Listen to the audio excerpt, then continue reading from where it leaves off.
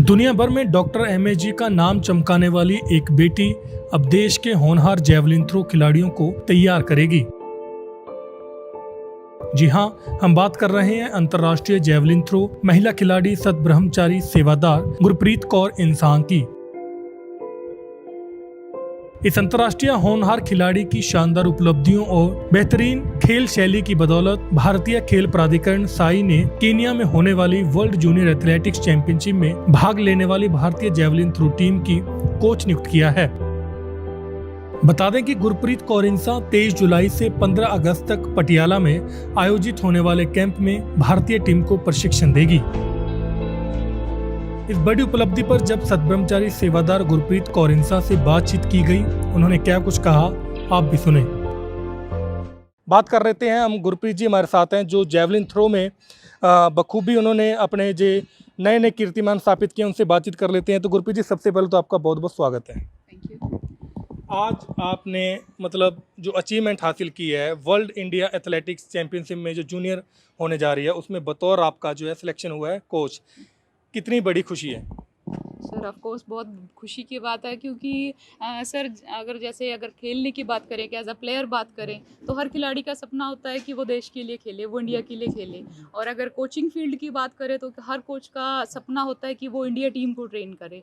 और मैं इस दोनों मामलों में ही लकी रही हूँ। इवन कि मेरे लक का जो बेस है वो मेरे गुरु संत गुरमीत राम रहीम सिंह जी इंसान ही हैं, क्योंकि एज अ स्पोर्ट्स उन्होंने मुझे इस लायक बनाया कि मैं इंडिया के लिए गोल्ड ला पाई। और अब अगर कोचिंग की बात करें तो कोचिंग में भी अब मतलब कोचिंग का ये मेरा फर्स्ट ईयर ही है, तो उसमें वर्ल्ड जो जूनियर एथलेटिक्स चैंपियनशिप हो रही है उसके लिए जो कोचिंग कैंप लग रहा है उसमें बतौर एज अ कोच मेरी सिलेक्शन हुई है। गुरप्रीत जी, आप अपना पास्ट बताएं, कब आप यहाँ से खेलना स्टार्ट किया था और कैसे आपने जो उपलब्धियाँ खेल में हासिल की? सर मैं अगर अपना बताऊं तो मैं एक मतलब मिडिकर फैमिली से बैकग्राउंड से बिलोंग करती हूं। और 96 में मैंने यहाँ पे as a student 9th class में एडमिशन लिया था। और उससे पहले ना कोई हमारी फैमिली में स्पोर्ट्समैन था, ना ही किसी को पता था कि स्पोर्ट्स क्या है। जैवलिन तो किसी ने देखी ही नहीं थी, वो तो अलग ही बात है। मतलब यहाँ पे आने के बाद पिताजी ही जैसे ग्राउंड में आते थे, मोटिवेट करते थे लड़कियों को कि आप लोग इतने स्ट्रांग बनो ताकि अपना खुद का एक पहचान हो, कि अपने मतलब खुद से आपके माँ बाप आपके नाम से जाने जाएं, देश का नाम रोशन करो। मतलब वो सब चीज़ें हमें, जैसे पिताजी आते थे स्कूल में तो सबको मोटिवेट करते थे गर्ल्स को। तो उसी मोटिवेशन के कारण ही मेरे दिल में भी पैदा हुआ कि मैं भी कोई गेम करूँ। तो बस वो शुरुआत यहाँ से हुई। और मतलब कोई अंदर से कोई अट्रैक्शन थी, पता नहीं क्या ऐसा रिश्ता था उसके साथ, जैवलिन के साथ, कि वही मतलब सब गेम्स में से मुझे वही अच्छा लगा। तो वो फिर पिताजी ने ही मुझे वो पकड़ना सिखाया, उसके स्टेपिंग सिखाई, कैसे उसको पकड़ना है, कैसे फेंकना है, कैसे करना है। और अब मैं मतलब बताना चाहूँगी आपको कि मेरी फैमिली बैकग्राउंड कोई फाइनेंशियली इतना अच्छा नहीं था, लेकिन मेरी स्पोर्ट्स का जितना भी एक्सपेंडिचर था, चाहे वो इक्विपमेंट था, चाहे बाहर खेलने जाना है उसका, मतलब जो भी डाइट, हर चीज़ मुझे पिताजी ने प्रोवाइड करवाई। दैट्स वाई भी मैं मतलब इंडिया के लिए गोल्ड ला पाई, देश के लिए गोल्ड ला पाई। और अगर स्पोर्ट्स अचीवमेंट्स की बात करूँ तो सर 75 नेशनल्स खेले हैं और 7 इंटरनेशनल्स, और जिसमें 6 बार इंडिया रिकॉर्ड ब्रेक किया अलग अलग टूर्नामेंट्स में। और आज इस लायक बनाया पिताजी ने कि इंडिया टीम को कोचिंग देने जा रही हूँ। गुरप्रीत जी, आपने जो बात की पूजा गुरु जी की, बिल्कुल ही वो स्टेज पे भी फरमाते थे कि हम यहाँ बच्चों को जो नए नए स्टेप्स बताते, टेक्निक्स बताते। क्या टेक्निक्स होती थी, क्योंकि उनको फॉलो करके ही आपने यहाँ और भी जो सैकड़ों खिलाड़ी हैं यहाँ वर्ल्ड कप भी खेले हैं, तो टेक्निक क्या थी, कैसे गुरु जी मोटिवेट करते थे आपको?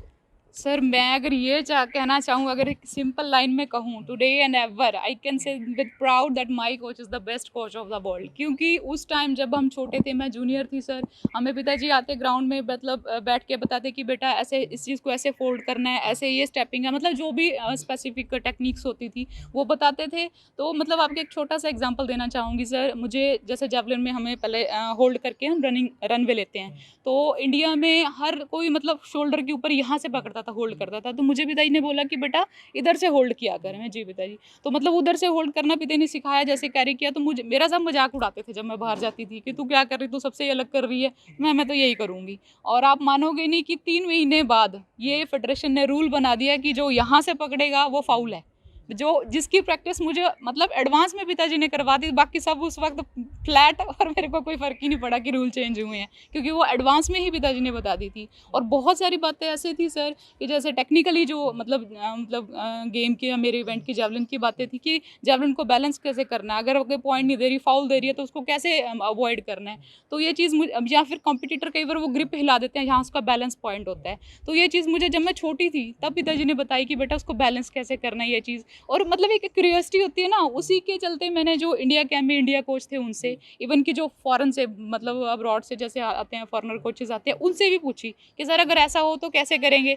किसी को भी ये चीज़ पता ही नहीं थी कि कैसे करनी, और वो मेरे बचपन में पिताजी ने मुझे बता दी थी। और आई एम सो प्राउड कि मैं पिताजी की ट्रेनी रही हूँ जिन्होंने इतनी अच्छी और इतनी टेक्निकल बातें। और अब अगर कोचिंग की बात करें सर, तो अब जैसे मैं डिप्लोमा कर रही थी, NIS कर रही थी, तो जैसे साइंस की मतलब कुछ मतलब फिजियोलॉजी और बहुत सारी ऐसी बातें होती हैं, मैकेनिक्स की बातें होती थी, तो मतलब बहुत बातें ऐसी होती थी जो पिताजी ने बताई थी लेकिन कहीं ना कहीं माइंड से स्किप हो गई थी।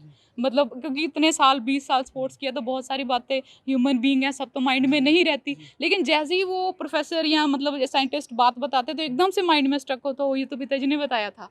मतलब कोचिंग मैं कहती हूँ पिताजी से बेस्ट दुनिया में कोई हो ही नहीं सकता। लोग कहते हैं, बकवास करते हैं कि भाई NIS नहीं किया तो ये नहीं है वो नहीं है, बट मैं कहती हूँ कि जिसने अगर पिताजी किसी प्लेयर को कंटिन्यू, मैं चैलेंज के साथ कह सकती हूँ कि 3 महीने लगातार कंटिन्यू प्रैक्टिस करवा दें, तो मैं मान ही नहीं सकती वो बंदा ओलंपिक का मेडल ना लेके आए। गोपी जी, आपने कहा भी आपने पूज्या गुरु जी के साथ मतलब खेलों में काफ़ी समय बिताया। कोई ऐसे पल जो आपको वो ऐसी चीज़ बताते हों जो खासकर बहुत सारे ऐसे खिलाड़ी होते हैं, जैसे हम बताएं 20 साल आपने इस फील्ड में गुजारे हैं, जी 20-20 साल गुजार के भी वो कहीं ना कहीं उनको वो तगमे, वो जो नाम फेम नहीं मिल पाता। लेकिन आपने जो पूज्या गुरु जी की रहमत को बताया, ऐसी कोई बात जो मतलब खिलाड़ियों को भी आप बताना चाहते हो कि ऐसी कोई चीज़ थी जो गुरु जी मोटिवेट करते होते थे भी अपना फोकस, जैसे हमेशा बोलते थे, एम निर्धारित रखें? सर वैसे तो मतलब ये गुरु पिताजी मतलब मेरे गुरु भी रहे हैं, और वो मतलब एक माँ की तरह भी उन्होंने मेरे मतलब केयर किया और मतलब पाला है मुझे हर चीज़ का, मेरी नीड का। मतलब एक कहते हैं एक कोच होता है, उसको अपने प्लेयर की साइकोलॉजी का पता होता है कि इसमें से परफॉर्मेंस कैसे निकालनी है।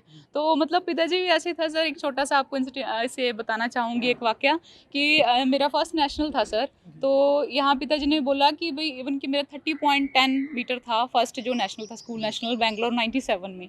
तो मुझे जाने से पहले ऐसा बोला कि पिताजी ने कि भाई वहाँ तेरी मतलब 30 मीटर जाने चाहिए, और थोड़ा सा मतलब जैसे कोच वाले उसमें कि ना गई ना तो फिर देखना।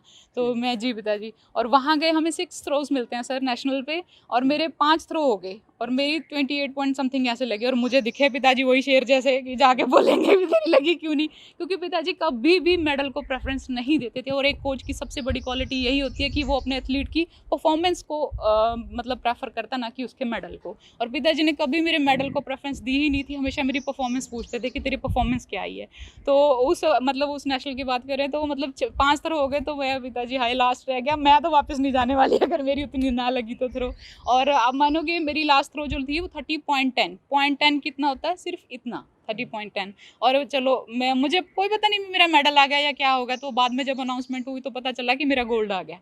और आप मानोगे कि जो लड़की सेकंड थी उसका 30 डेड, मतलब उसका पूरा 30, मेरा 30.10, मतलब सिर्फ इतने डिस्टेंस से मेरा इंडिया में फर्स्ट गोल्ड आया। और जो वो सेकंड आई थी लड़की, वो लगातार 6 साल से चैंपियन थी, और मुझे इस बात का पता ही नहीं था। तो जब यहाँ आए पिताजी को सारी बात बताई, तो पिताजी बोले कि बेटा हमें पता था ना कि 30 मीटर में तेरा मेडल आएगा, इसलिए तो डोज दे के भेजा था।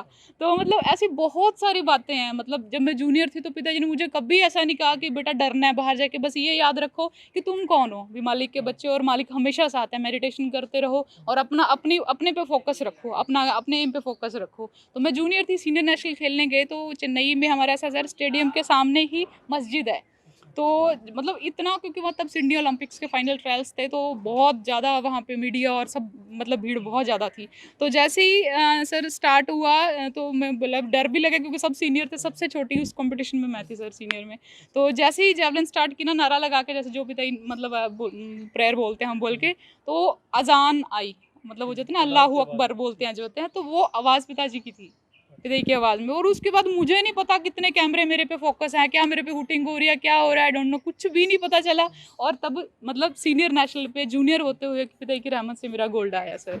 तो मतलब पिताजी ने, मतलब मैं कैसे करूँ, मेरे पास वर्ड्स ही नहीं है सर जो मैं एक्सप्लेन कर सकूँ कि आज मैं जो कुछ भी हूँ इसमें मेरा कुछ भी नहीं है। सारा क्रेडिट सिर्फ मेरे गुरु, मेरे कोच संत गुरमीत राम रहीम सिंह जी इंसान को जाता है, जिन्होंने मुझे पहले तो प्लेयर इस लायक बनाया, फिर वो डेडिकेशन भरी, एक गेम के लिए रिस्पेक्ट भरी, ईमानदारी भरी, वो मेहनत करने का तरीका सिखाया और आज इस लायक बनाया कि आज देश के लिए बच्चे तैयार कर सकते हैं। गुरप्रीत जी, आपने बताया जो सारा मतलब पूज्य गुरु जी की रहमत की बदौलत आप यहाँ तक पहुँचे हो।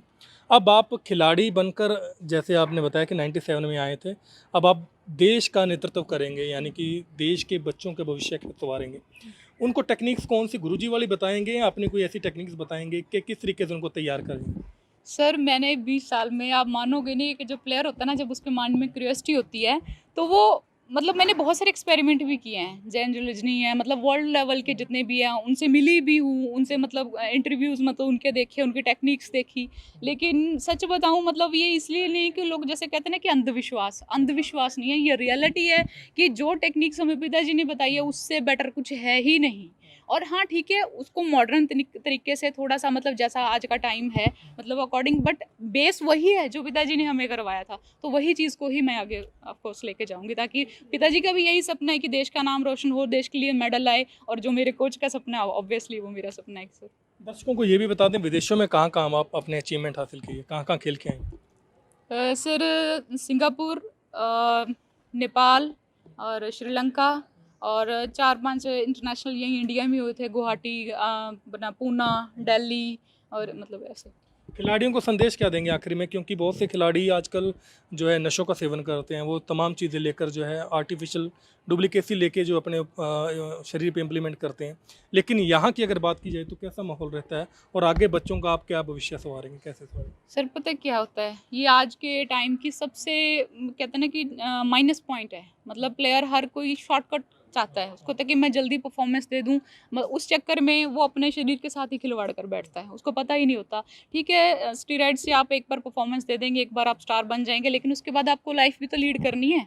तो वो मतलब कहीं ना कहीं फिर आपकी किडनीज डैमेज है, हार्ट अटैक है, बीपी हाई, मतलब बहुत सारे उसके फिर मतलब आगे झेलने पड़ते हैं इंसान को। तो आई डोंट थिंक सो कि ये शॉर्टकट वाला रास्ता अपनाना चाहिए। यहाँ पिताजी ने हमें कभी भी, मतलब मैंने खुद कभी विटामिन की एक टैबलेट तक नहीं ली। डाइट अपनी बैलेंस डाइट, अपनी गेम के अकॉर्डिंग, अपनी बॉडी की रिक्वायरमेंट के अकॉर्डिंग अपने विटामिन अपना सप्लीमेंट्स वो उस तरीके से ली, नेचुरल डाइट लेके, प्रॉपर रेस्ट लेके, प्रॉपर रिकवरी लेके, इंजरी को मतलब से बचते हुए अगर हम ट्रेनिंग करते हैं, आई डोंट थिंक सो कि आपको स्टीरॉइड्स की ज़रूरत है। और इससे कोई ज़्यादा लंबा भविष्य, 20 साल की बात करें, मैंने जैसे 20 साल स्पोर्ट्स किया है, तो इतना लंबा टाइम फिर अगर हम मेडिसिन लेते हैं, स्टीरॉइड्स लेते हैं, तो इतने लंबे टाइम के लिए हम स्पोर्ट्स नहीं कर सकते। तो ये थी गुरप्रीत जी, जिन्होंने बताया कि 1990-97 में ये आए थे, तो यहाँ खेल की जब शुरुआत की थी तो पूज्य गुरु जी के नेतृत्व में यहाँ इनको खेलने का सौभाग्य प्राप्त हुआ। खिलाड़ी बनकर आए थे, आज जो है भारतीय टीम में एज अ कोच इनका सिलेक्शन हुआ है। तो साफ तौर पे इन्होंने यही कहा है कि पूज्य गुरु जी की जो टेक्निक्स थी बताई हुई,